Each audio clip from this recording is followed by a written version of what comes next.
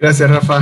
El día de hoy seguimos compartiendo acerca de esta oración modelo, de la que hemos estado compartiendo ya desde hace 2 semanas. Y como bien ya introdujo Rafa, hoy hablaremos de esta petición que es: hágase tu voluntad, así como en el cielo, también en la tierra. Quisiera iniciar con una cita de C.S. Lewis, que es un escritor muy popular cristiano, que dijo esto: dice, hay dos tipos de personas, los que le dicen a Dios, sea hecha tu voluntad, y aquellos a quienes Dios le dice, muy bien, entonces hágase tu voluntad.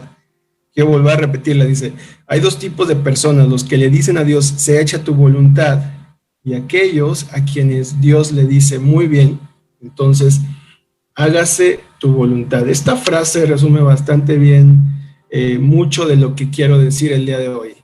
Muchas veces como cristianos oramos, pero no queremos conocer realmente cuál es la voluntad de Dios, sino que queremos una confirmación de algo que ya hemos decidido hacer, y nuestras oraciones se parecen a algo como esto: Dios, esto es lo que voy a hacer, quiero que lo sepas, y sobre todo quiero que me bendigas. Dios, esto es lo que voy a hacer, quiero que lo sepas, sobre todo quiero que me bendigas.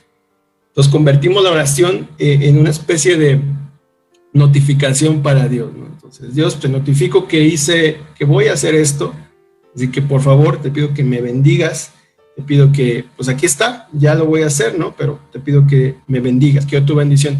Otras veces confundimos la voluntad de Dios con nuestros propios deseos egoístas, ¿no? Eso hace que nuestras oraciones tomen forma como esto, ¿no? Dios, quiero un coche último modelo, o sea, no tengo el dinero, pero te lo voy a pedir, así que tú me lo tienes que dar, ¿no? Eso aplica para muchas otras situaciones, ¿no? Cuando alguien estaba pidiendo por una pareja, o para la universidad, o para un trabajo, muchas veces oramos de esas maneras, ¿no? Entonces convertimos la oración en una colección de órdenes o una lista de peticiones simplemente para Dios. Pero el Padre Nuestro nos recuerda que no es lo mismo pedir en fe que pedir un capricho. Y quisiera que trajeras tu atención junto conmigo en las primeras líneas del Padre Nuestro para darnos un poco de enfoque acerca de esta petición que está aquí, hágase tu voluntad. En primer lugar, hemos orado a lo largo del Padre Nuestro para que el nombre de Dios sea santificado. En segundo lugar, hemos orado para que el reino de Dios venga, y en tercer lugar estamos orando para que la voluntad de Dios sea hecha. El Padre Nuestro nos modela unas prioridades por las cuales deberíamos orar. Muchas veces hemos reducido la oración como un sinónimo de una colección de peticiones. Yo pido, Dios responde; yo necesito, Dios me suple; yo quiero, Dios cumple; yo me enfermo, Dios me sana. Pero el Padre Nuestro nos enseña que oración es más que petición. Oración es más que petición.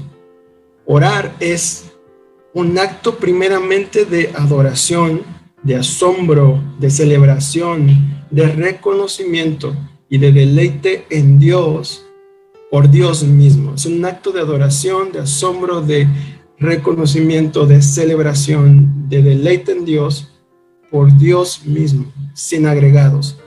Esas primeras tres frases con las que empieza el Padre Nuestro deberían decirnos mucho acerca de la oración. Jesús modeló esta oración que tiene como prioridad la santidad, el reino y la voluntad de Dios. La santidad, el nombre de Dios, el reino de Dios, el gobierno de Dios y la voluntad de Dios. Es decir, los deseos de Dios, lo que Dios quiere. Y no es que a Dios no le interesen nuestras peticiones, nuestras necesidades materiales, nuestras necesidades del día a día. Pues como vamos a ver más adelante, en las siguientes semanas vamos a estar hablando mucho acerca de estas necesidades.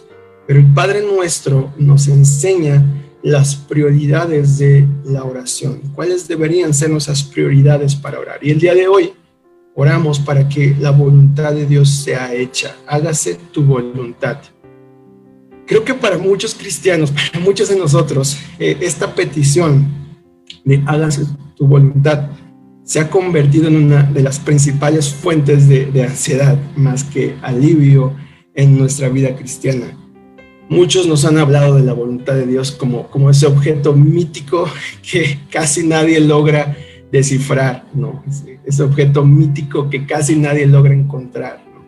Tenemos la idea equivocada de que los misioneros que se van a China dejando todo atrás, sí lo han encontrado, o que aquellos jóvenes que deciden dejar sus profesiones y estudiar teología para ser después pastores, ellos sí conocen la voluntad de Dios, sí saben qué es la voluntad de Dios, ¿no? Ahora, no tengo nada en contra de mis hermanos que han experimentado este tipo de llamados, porque es algo sumamente bueno que haya misioneros en China, y es algo sumamente bueno que tengamos pastores con formación teológica formal. Pero lo que sí noto detrás de todo esto es una idea equivocada, en donde imaginamos a Dios, está desde arriba, como que viendo hacia abajo, ¿no? Y diciendo así como, tengo una voluntad para Él, pero vamos a ver si Él logra encontrarla, vamos a ver si Él logra descifrar cuál es mi voluntad para su vida, vamos a ver si es capaz de encontrarlo, ¿no? Cuando pensamos en la voluntad de Dios, entonces solemos pensar en situaciones críticas, en situaciones esporádicas de la vida, ¿no? Como estas decisiones. ¿Con quién debería casarme? ¿Debería ser cardiólogo o programador o licenciado? ¿Debería aceptar o rechazar esta oferta de trabajo? ¿Debería vivir en esta ciudad o regresarme para donde yo soy? ¿Tengo un llamado al ministerio o no lo tengo? Pero orar por conocer la voluntad de Dios y por obedecerla no debería ser algo esporádico y extraño, reservado solo para decisiones que nos parecen críticas. Quiero que pienses esto. A veces encontrar la voluntad de Dios en ese sentido, quiero dejarlo bien claro, encontrar la voluntad de Dios en este sentido se convierte en una especie de salvación por obras. Déjame explicarlo un poco más. Quiero decir con esto que es una falsa manera de encontrar alivio, de encontrar esperanza, de encontrar sentido para tu vida. Muchos cristianos, de forma muy sutil, desplazamos nuestra confianza en el Evangelio y empezamos a poner nuestra confianza en que algún día encontraremos cuál es la voluntad de Dios para nuestras vidas, de forma específica y puntual. Y entonces, si ese momento llega a ocurrir, pensamos algo así como, por fin encontré la voluntad de Dios para mi vida, estoy en el camino correcto, y los demás cristianos pues son los cristianos mediocres, porque ellos no tienen este entendimiento, conocimiento, ¿no?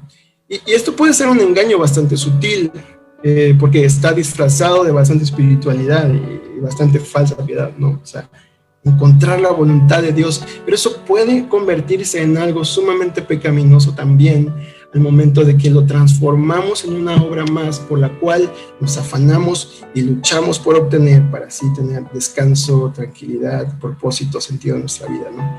Pero el Padre Nuestro nos recuerda que conocer y obedecer la voluntad de Dios debería ser una oración de cada día. ¿Por qué? Porque es una petición que está al mismo nivel cuando nosotros oramos, Señor, danos el pan nuestro de cada día. Cada día deberemos orar para conocer y entender cuál es esta voluntad de Dios. Pero para tu completo alivio, Dios no está jugando a las escondidas acerca de su voluntad para tu vida. Es evidente que Dios quiere que su voluntad sea conocida, y es tan evidente que Él nos dejó todo un libro completo para que sepamos cuál es. Él nos ha dado su revelación completa, Él nos ha dado su palabra. El Salmo 32:8 dice lo siguiente, el Señor hablándonos a nosotros dice, te guiaré por el mejor sendero para tu vida, te aconsejaré y velaré por ti. Hay una evidencia muy clara, no solamente en este texto, que dice que Dios nos va a guiar por el mejor sendero para nuestra vida y nos va a aconsejar y va a velar por nosotros. No solamente en este texto, porque podemos poner muchos textos prueba, sino la Biblia misma representa la mayor evidencia de que Dios quiere que su voluntad sea conocida para tu vida. Y como ves, Dios no está jugando a las escondidas acerca de su voluntad. Hay muchas partes en la Biblia donde explícitamente se nos dice cuál es la voluntad de Dios. Quiero compartir algunas contigo el día de hoy. Dice que su voluntad es nuestra santificación, que nos apartemos de fornicación. Eso lo dice en 1 Tesalonicenses 4:3.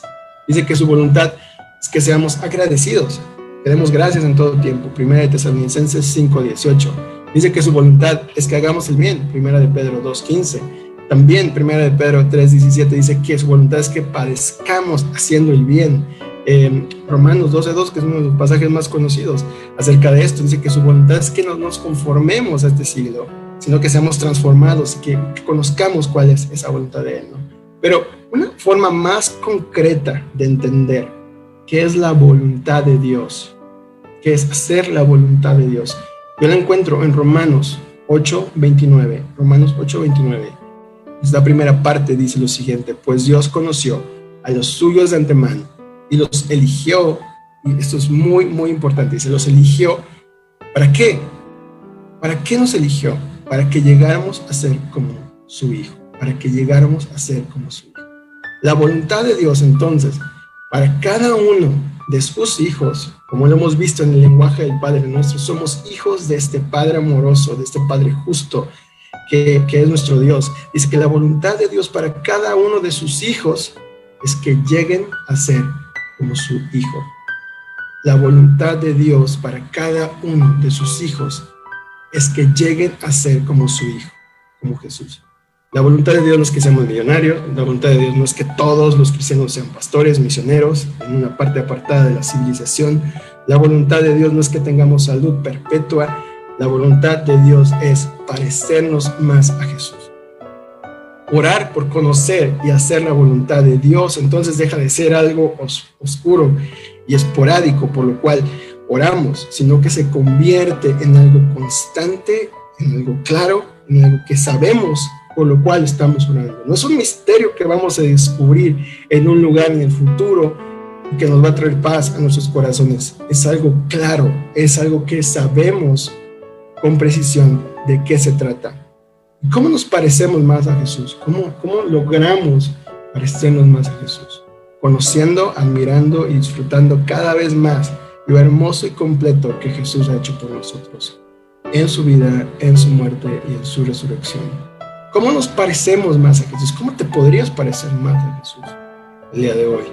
Renovando tu confianza en el Evangelio, dejando que el Evangelio dé forma a tus deseos, a tus decisiones, a tus relaciones, a tus finanzas, a tu trabajo y a tu descanso, a tus miedos y a tus esperanzas.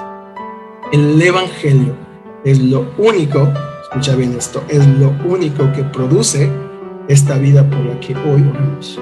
El Evangelio es lo único que puede producir que nosotros hagamos la voluntad de Dios. No una búsqueda ansiosa y desesperada por conocer su voluntad. No es eso lo que nos da realmente el poder para hacerlo. Es el poder del Evangelio. Oramos para que la voluntad de Dios sea hecha, mientras que el Evangelio responde otorgándonos esa vida por la cual oramos. El Evangelio produce esa vida donde la voluntad de Dios es hecha. Esa vida donde amamos a las personas y usamos las cosas de manera que Jesús se convierte en lo más evidente.